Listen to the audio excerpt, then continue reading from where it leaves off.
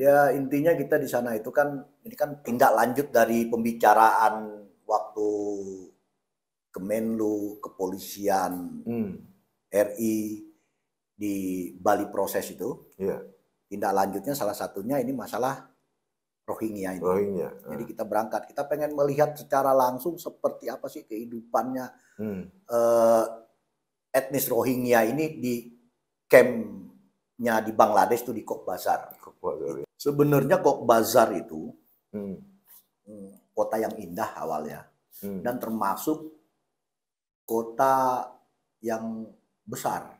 Nah, setelah di sana, apa aja yang ditemukan, Pak Ali? Itu banyak kasus di sana itu yang Hmm, terjadi Dalam camp itu? dalam camp. Iya. Mulai dari kasus penganiayaan, Hmm, pemerasan, iya. pembunuhan ada, Hmm, sampai kasus bahasa mereka itu apa? Terorisme, penggunaan senjata api.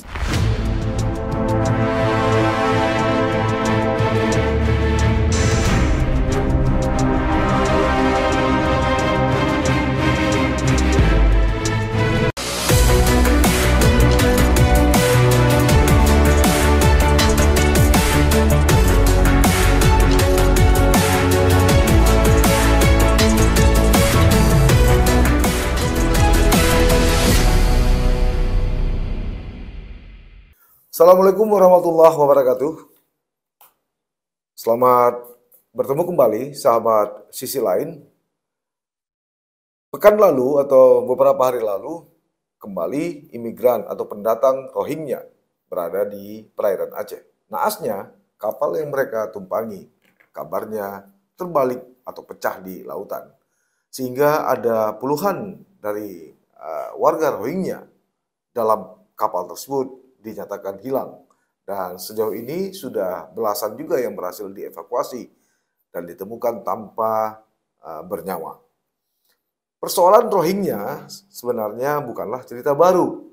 Sejak 2015 sudah menjadi pembicaraan hangat di Indonesia, khususnya di Provinsi Aceh, karena Aceh merupakan salah satu daerah tujuan dari pengungsi Rohingya. Kita mengenal bahwa mereka adalah terusir dari Myanmar atau negara Myanmar. Tapi ada informasi lain, justru mereka lari dari sebuah camp tempat penampungan di Cox's Bazar, Bangladesh.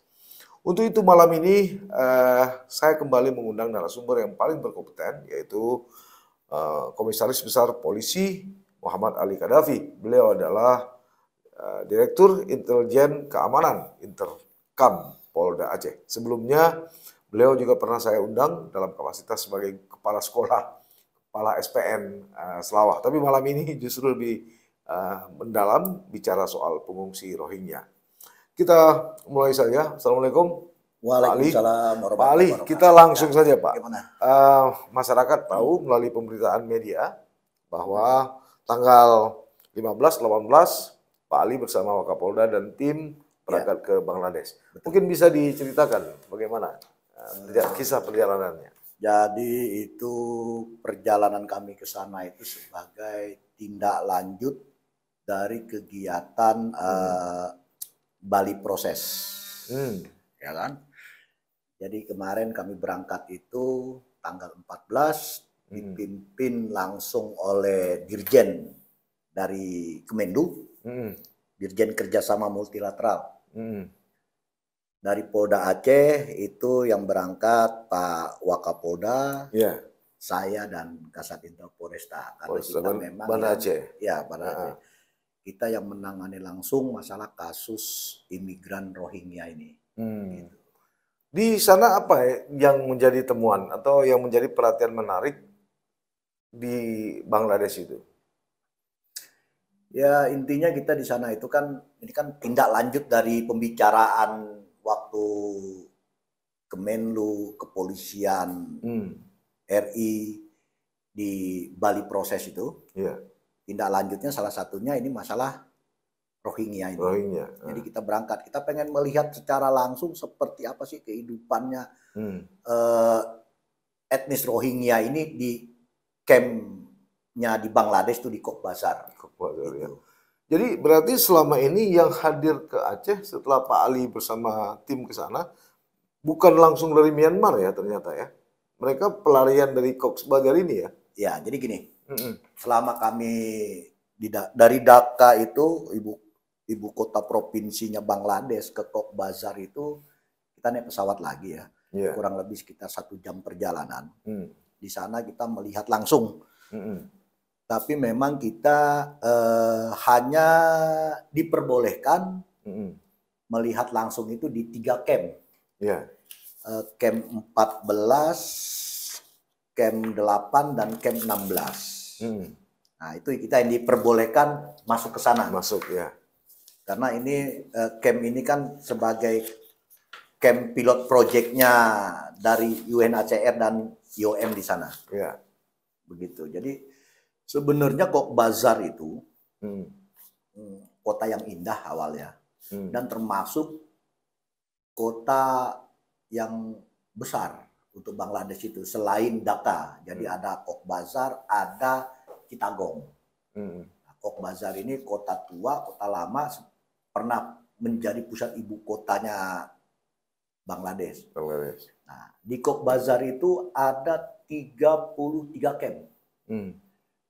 Para pengungsi etnis Rohingya. Itu kalau ditotalkan berdasarkan yang disampaikan oleh APBN, itu Armed Police-nya Bangladesh. Jadi seperti satuan khusus yang melakukan pengamanan di seluruh camp. Itu ada 33 camp di sana. Nah, karena kita cuma diizinkan masuk ke 3 camp itu, ya kita langsung melihat situasi kondisi real di lapangan seperti apa. Tapi mereka tahu ya, APBN itu tahu bahwa yang datang ini polisi gitu ya. Tahu ya. Karena resmi, kita datang resmi ya. Nah, setelah di sana apa aja yang ditemukan Pak Ali? Kabarnya ada senjata ilegal juga. Jadi kita di sana itu ya. Jadi camp ini ya, yang namanya camp di sana itu kondisinya ya agak crowded. Memang camp-campnya ini dibuat rumah-rumah bambu. Rumah bambu. Tapi ada juga kayaknya yang rumah-rumah bagus ya, kalau kita lihat di Google. Nggak ada ya. Jadi yang di Google itu rumah setengah permanen itu bukan ya? Kayaknya itu rumah masyarakat kali ya. Karena memang apa ya? Memang dipagarin, tapi ya bebas juga sih cara kehidupannya. Dari bambu. Kehidupannya bebas. Cuma ya namanya camp lah, gimana mau saya bilang ya. Kondisinya seperti itu. Dan udah crowded banget, padat. Nah, waktu kami wawancara, kami berbicara dengan satuan tugas khusus yang ada di sana melakukan pengamanan, itu banyak kasus di sana itu yang terjadi. Dalam camp itu? Dalam camp. Mulai dari kasus penganiayaan, pemerasan, pembunuhan, ada. Sampai kasus bahasa mereka itu apa? Terorisme. Penggunaan senjata api. Ilegal.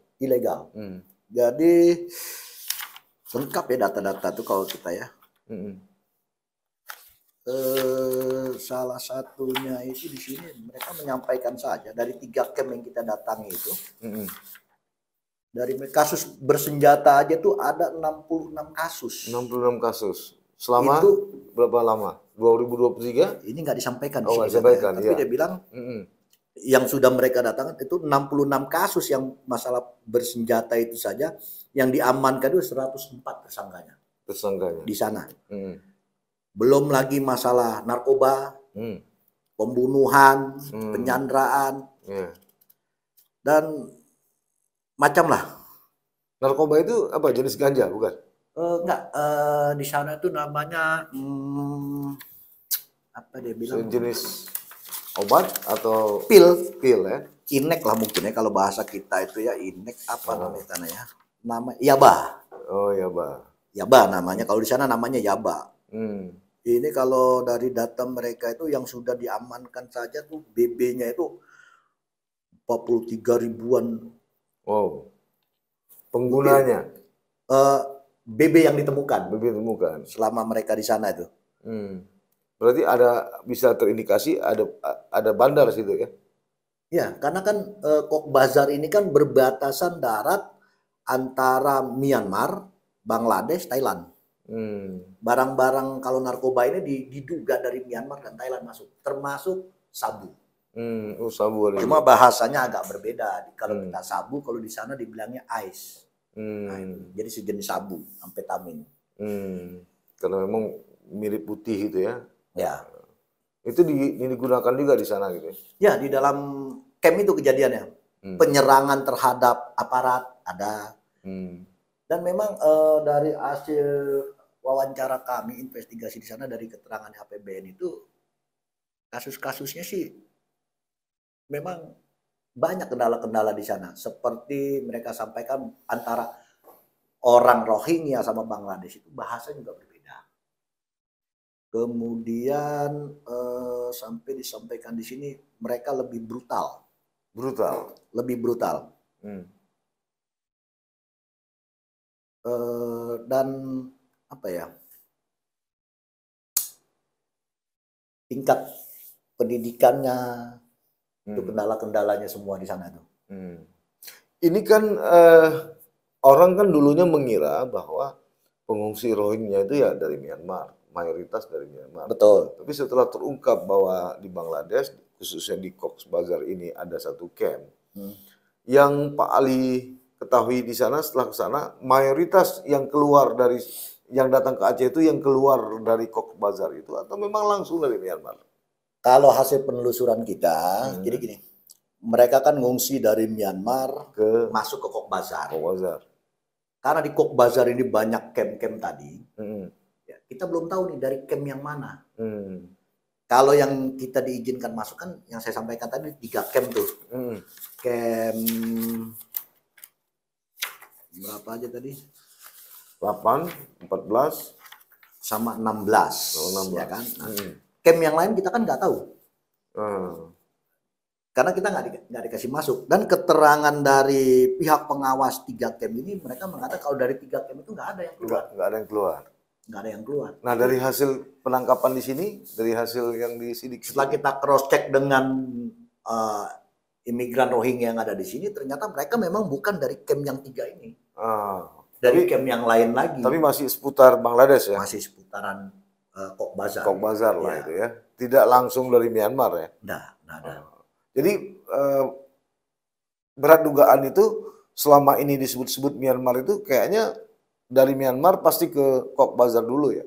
Baru dari sana, baru kemudian. Baru dari sana menuju ke Indonesia, walaupun modusnya itu mereka kan pengennya ke Malaysia. Terakhir kan sampainya ke Indonesia. Sampainya ke Indonesia. Gitu. Betul karena mereka pelarian dari konflik atau memang mereka ingin cari hidup yang lebih baik nih? Nah, kalau pelarian dari konflik itu mereka kan dari Myanmar larinya udah ke Cox's Bazar. Itulah mereka jadi pengungsi. Selama di Cox's Bazar ini mereka kan mau mencari kehidupan yang lebih layak. Berangkatlah ke kita ini. Alasannya ke Malaysia. Alasannya sementara ke Malaysia juga sudah menutup. Udah tutup. Sekarang ya ke Indonesia. Nah, ini kan polisi berhasil membongkar ya bahwa ini terindikasi TPPO ya. Ya. Siapa aja kira-kira mata rantainya itu gimana Pak Ali? Memang agak panjang dan itu tidak semudah yang kita bayangkan untuk pengungkapannya itu. Karena dibutuhkan kerjasama polis to polis, artinya antara Indonesia, Bangladesh, Malaysia, dan beberapa negara tetangga lain. Karena ini melibatkan seluruh jaringan. Nah, inilah yang sedang kita kerjakan, khususnya dari Mabes Polri dan Kemenlu itu untuk menjalin kerjasama itu.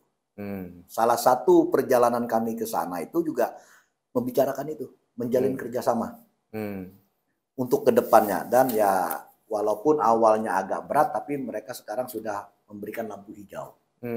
Di mana? Bangladesh? Di Bangladeshnya. Jadi kemungkinan dalam waktu dekat ini akan ada MOU lagi dengan pihak Bangladesh dengan kepolisian Indonesia. Berarti kita nggak ada urusan dengan Myanmar ya? Dengan Bangladesh gitu ya? Dengan Bangladesh yang masalahnya jadinya. Bangladesh, Myanmar seolah dia nggak tahu apa-apa ya? Iya. Tapi ini juga nggak diakui sebagai warga negara dia kan? Nah, saya dengar juga di sana Pak Ali sempat melihat museum mereka. Ya, jadi di dalam camp itu dibuat di museum. dalam camp itu ada semacam dibuat, kalau bahasa kita apa ya, museum ya. Museum itu ya mulai dari tradisi, adat, perlengkapan, ya peralatan-peralatannya etnis Rohingya itu disimpan di sana. Karena mereka tidak ingin kultur mereka, adat mereka, ya silsilah mereka itu akan hilang. Jadi mereka tetap berkeinginan harus ada negara gitu ya. Rohingya itu harus bisa eksis kembali, harus ada wilayah lah.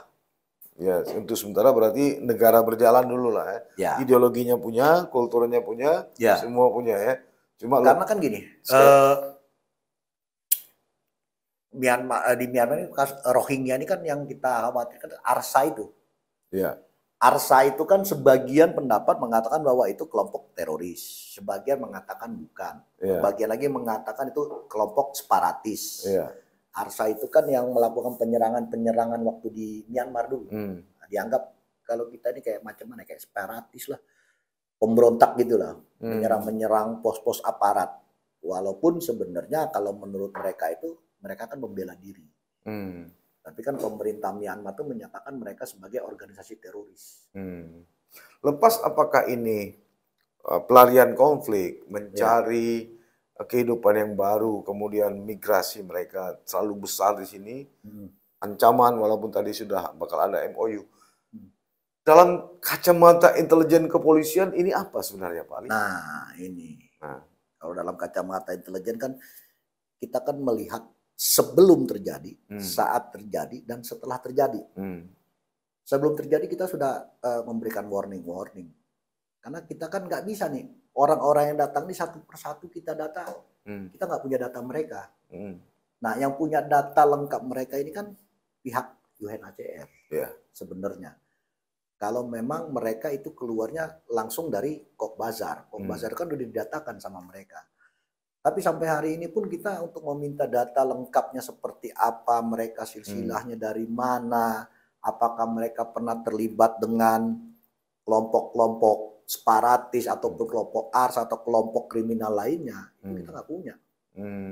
Blank gitu ya? Blank. UNHCR nggak akan memberikan itu?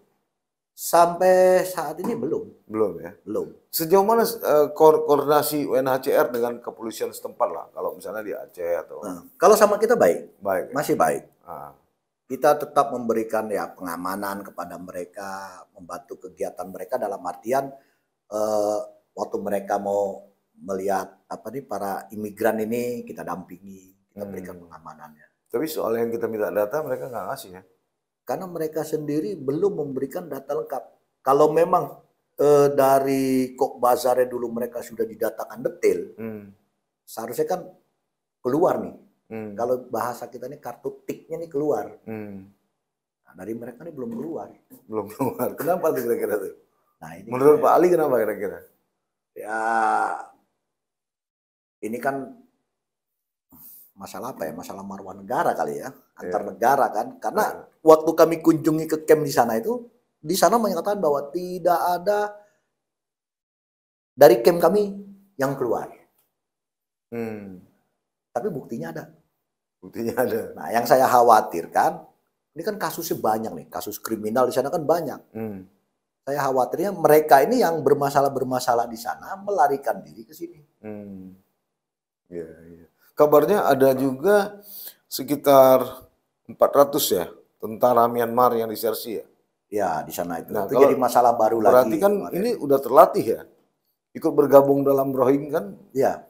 Nah, bayangkan itu ya kalau mereka bergabung kemudian di sini ya bisa menggunakan senjata. Jadi kan gini, di Myanmar itu sebenarnya etnis Rohingya itu yang kami tangkap kemarin pembicaraan itu sebenarnya di Myanmar ini dulu masih damai. Mereka ada yang di parlemen, ada yang jadi tentara, ada yang jadi polisi, macam-macam lah di pekerjaannya. Karena mereka pengen mendirikan wilayah tersendiri, memisahkan diri dari Myanmar, inilah yang jadi permasalahannya. Minta otoritas sendiri. Minta otoritas sendiri. Akhirnya diperangi sama junta militer di Myanmar. Gitu. Jadi yang disersi ini orang-orang etnis Myanmar yang secara kebetulan sempat dididik menjadi polisi atau tentara Myanmar ya. Ya. Kemudian mereka ini ya. Yang masuk jadi polisi. Ya, kalau ada juga lah kalau kayak kita di sini kan. Nah, itu masalahnya. Jadi saya memberikan gambarannya kan. Jadi jangan-jangan dalam tanda kutip. Apakah mereka pelarian di sini para mantan terpidana atau orang-orang yang bermasalah di sana melarikan diri ke sini? Itu masalahnya. Kemungkinannya ada. Nah tadi menarik Pak Ali bilang mereka juga ada senjata ilegal, ada narkoba segala macam. Kemudian mereka berhari-hari di laut. Jangan-jangan juga ada titipan barang-barang itu enggak di situ? Apalagi masuk kalau sampai hari ini yang kita temukan kalau untuk senjata belum. Tapi kan kita nggak tahu nih. Karena kan modus mereka itu rusakin kapal.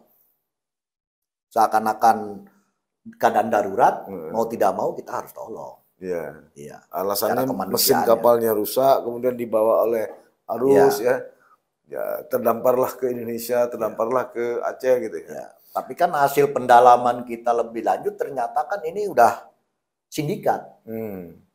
Ada orang Indonesia yang bermain, ada yang di Malaysia bermain. Dan ini terus kita kembangkan, ini kan udah beberapa nih kita jadikan tersangka. Termasuk yang terakhir ini kan kemarin nih. Saya pulang dari Bangladesh, dari Cox's Bazar, 2 hari nyampe pengungsi lagi. Yang kapalnya terbalik nih di perairan Melabuh. Kenapa mereka masuk ke perairan Melabuh? Karena kan di perairan wilayah pantai timur utara ini udah kita tutup. Mereka masuk lewat belakang. Dan itu ternyata awalnya itu dibilang mereka langsung dari Myanmar, kita sudah mulai ada bukti-bukti kuat bahwa mereka itu bukan dari Myanmar langsung. Bukan dari Myanmar. Bukan. Memang ada sindikatnya bermain, dijemput mereka. Nah, kapal yang tenggelam ini, karena ini kapalnya udah tenggelam sih ya, itu kapal kita yang menjemput. Oh, kapal Indonesia? Bukan kapal mereka? Bukan. Dari mana tuh? Dari Tanjung Balai atau mana biasanya? Nah, dari perairan itu tuh udah dikontak. Ini kan kita masih pendalaman terus nih. Transitnya di tengah laut gitu ya? Di tengah laut, dijemput. Itulah yang terbalik. Jadi dari sana pakai kapal mereka di tengah laut dijemput sama kapal kita, sama ya? Sindikat-sindikat ini dijemput terbalik.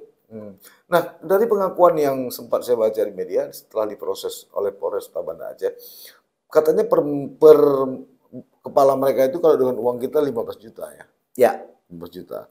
Katakanlah ada barang 100 dolar. Masih terlalu kecil Pak Ali. Saya khawatir jangan-jangan ini ada barang titipan yang lebih besar. Apalagi tadi Pak Ali bilang kan ini sindikat nih. Jadi bisa jadi TPPU ini ataupun perdagangan orang ini hanya sebagai cover saja kan. Tapi di Bali itu ada barang yang lebih menguntungkan, yang lebih menggiurkan untuk menghasilkan uang kan. Kalau tadi misalnya titipan di tengah laut kan bisa aja kan. Ya. Barang semua itu kan kemungkinannya ada. Kemungkinan ada. Cuma kita belum ditemukan ya. Belum ditemukan sampai ke sananya. Nah, yang di Melabuh ini gimana Pak Ali? Ya, kita udah mengamankan beberapa orang. Ini masih kita lakukan pendalaman. Link mereka kemana saja. Dengan Malaysia seperti apa sindikatnya. Gitu ya. Karena saya baca di media juga, saya baca di liputan BBC, beberapa pengungsi mengaku juga di Kompas. Mereka mengaku bahwa kapten kapalnya itu orang Indonesia dan melarikan diri. Ya. Mungkin setelah kapal yang tukar tadi di tengah laut ya. Betul. Itu menurut Pak Ali memang tenggelam atau ditenggelamkan itu? Ya, walau alam sih ya, bisa jadi karena mungkin kapal kita nggak cukup kapasitasnya. Kan kalau kita lihat di mana ada peta ya. Kalau peta bawah itu, kenapa selama ini mereka masuk ke pantai utara timur itu? Itu kan ombaknya beda. Dengan yang wilayah barat selatan ini. Ya, lebih keras. Lebih keras, ya. Makanya mereka dulu masuknya dari sana semua. Begitu ditutup, Bakamla, TNI, AL, semua kerjasama menutup jalur sana, mereka muter dari samping. Ini risikonya besar. Kapal kelebihan kapasitas, gelombang tinggi terbalik. Ya. Apalagi ini musim lagi tidak baik-baik aja kan? Balik ini. Status mereka sekarang masih di Melabuh ya? Masih di, kalau saya nggak salah di PMI Melabuh ya. Sementara ya. Ini yang diambil beberapa orang ini di mana setelah mereka didaratkan, yang dijadikan tersangka sekarang? Jadi mereka ini waktu diamankan itu ya masih bersama orang ini. Setelah kita lakukan seleksi, kita pilah, loh kok ada orang Indonesia aja di sini nih. Oh, yang di Melabuh itu ada orang Indonesia? Kejadiannya. Dari mana tuh Pak? Orang Aceh juga? Orang Aceh juga. Orang Aceh juga. Nah, ini kita sayangkan. Ini kita sayangkan. Nah, artinya apa ya? Mungkin mengaili air yang keruh gitu ya. Cari keuntungan tersendiri. Itu yang kita sayangkan.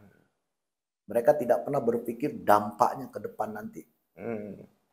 Karena ya gimana ya kita bilang Pak Ali, agak aneh juga ya. Walaupun ini tidak terpublikasi, ini juga main-main kucing-kucingan nih. Ada, kalau menurut saya nih, ada benarnya juga pengungsi itu ada, tapi karena melibatkan sindikat tadi, bisa-bisa ini juga sebagai pancingan kan, pengungsi masuk dari sini, ada yang lain masuk dari sini, gitu kan. Sebab beberapa hari lalu, walaupun nggak dipublikasi, itu ditangkap di Kuala Cangkoi, Aceh Utara, sabu dan senjata api. Itu yang baru-baru 2004 itu senjata laras panjang dan pistol gitu kan. Karena terlalu luas ya wilayah perairan Aceh ini terlalu luas, sarana prasarana kita juga terbatas, itu permasalahannya sebenarnya. Nah, sempat anggota DPRA dari fraksi PAN Asnawi mengusulkan agar dibentuk dan Lanal ya di Aceh. Ini gimana? Kalau Lanal kan sudah ada. Lantamal ya. Tapi itu kan harus di situ kan prosesnya panjang. Harus merevisi UPA lagi kan? Ya, mana pusat lagi nanti. Pusat aja. Nah, ada nggak unsur politik nih selain dari itu, dari hasil penyelidikan sementara di Intelkam Polda Aceh? Kita belum lihat sampai ke sana. Belum lihat. Ini baru TPPU ya. Kita masih pada porsi kita aja lah. Pada porsi. Ini masih TPPU. Kita menyatakannya itu penyelundupan orang. Dan dari hasil semua yang masuk kemari, mereka memegang kartu sebagai pengungsi atau tidak? Atau sebagian? Sebagian. Karena kan ada warga etnis Rohingya, ada juga yang Bangladesh. Yang kemari itu? Ya. Nah, kalau yang Bangladesh kan jelas mereka udah otomatis bukan pengungsi. Ngapain yang Bangladesh kemarin? Nah, ini jadi masalah lagi. Alasannya mereka sebagai penunjuk jalan lah. Ternyata begitu. Mereka yang bawa kapalnya lah. Itu yang sedang kita dalami lagi tuh. Orang-orang Bangladesh ini dalam rangka apa di sini? Total yang udah jadi tersangka berapa, Pak Ali? Dari yang sudah ditangani itu kurang lebih ada 16 ya kalau nggak salah. 16 ya. Berarti ini harus dikorek terus ya? Ya. Dan langkah selanjutnya apa kira-kira dari Polda Aceh selain mengusut yang ini, menyelidiki yang ini? Yuk, kita terus berkoordinasi terus nih sama Mabes Polri, khususnya dengan Ubenter selaku lini terdepannya kalau di kepolisian itu untuk menjalin kerjasama dengan Kemenlu dan negara Bangladesh sendiri. Karena hasil pembicaraan kita kemarin kan akan ditindaklanjuti untuk MOU. Cuma kan masalahnya kan menjadikan itu suatu MOU itu kan tidak semudah memberikan telapak tangan. Jadi kita tidak bisa langsung mengarah ini masalah Rohingya enggak, tapi kita nanti akan MOU-nya mungkin masalah mulai dari pendataan dulu, kemudian pelatihan-pelatihan bagaimana menangani ini, bagaimana menangani itu, seperti itu dulu. Tapi ada juga katanya di antara beberapa mereka itu seperti di PD justru melakukan kriminal ya. Ada yang memperkosa, ada yang itu yang pengungsi yang angkatan keberapa ya, lupa saya. Ada angkatan juga dia. Ya istilahnya ya kan, karena kan gelombang sekian gelombang. Banyak permasalahannya, banyak. Kalau data lengkapnya sih ada sama kita. Ada ya. Kapan terjadinya, seperti apa, bagaimana. Itu kejadian-kejadian seperti itu gimana? Tetap diproses di ini atau dideportasi? Diproses. Proses ya. Proses. Cuma kan prosesnya itu kayak kemarin yang masalah apa itu? Sempat dipukul sama warga itu yang dia ini curhat ke warga, yang perempuan itu kan katanya kan dipakai berulang-ulang. Sampai katanya dia punya barang itu maluan tuh dimasukin apa? Kujit ya kalau nggak salah waktu itu. Itu disampaikan ke warga itu. Itulah dipukul sampai sempat pingsan kalau nggak salah, dirawat di rumah sakit Sigli waktu itu. Itu kasusnya itu. Iya, iya. Ini kalau udah begini kayaknya polisi terima bengkaknya doang ya.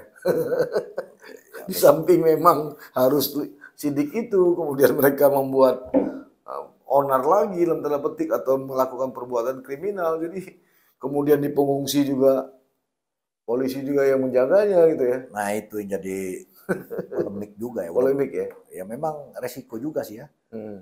Di satu sisi kita pengayom, pelindung, pelayan, menjaga harkam tipmas. Apalagi sekarang ini kan banyak nih masyarakat yang menolak. Kita harus menjaga juga nih. Dari sisi kemanusiaannya kita kedepankan. Ya kan? Dari sisi ketertiban kita harus jaga. Nah ini. Sisi kemanusiaan juga harus dipertimbangkan gitu ya. Ya.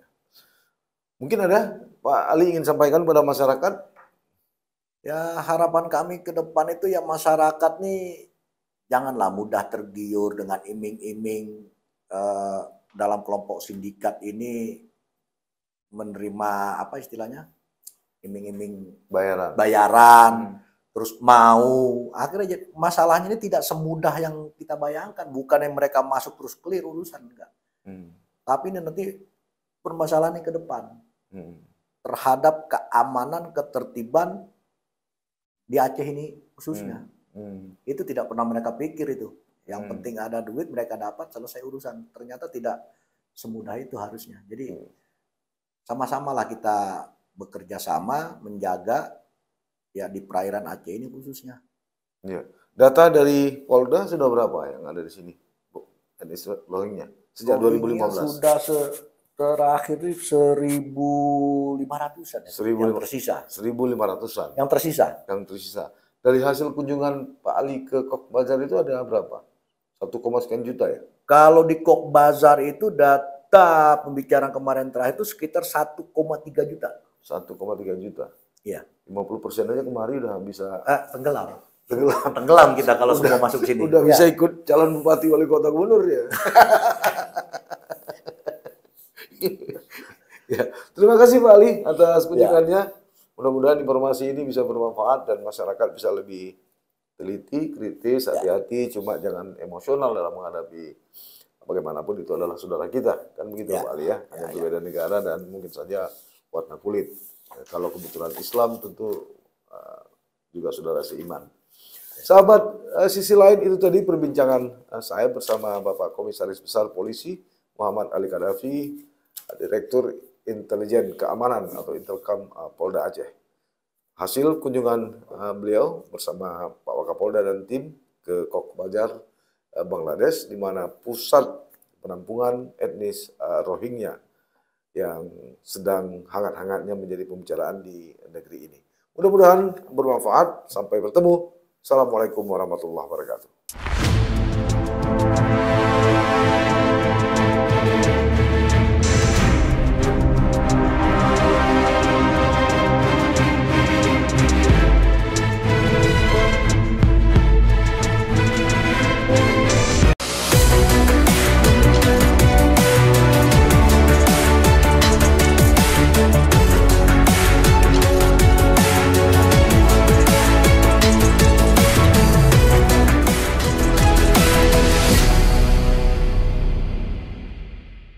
Jangan lupa like, komen, dan subscribe. Serta aktifkan lonceng notifikasi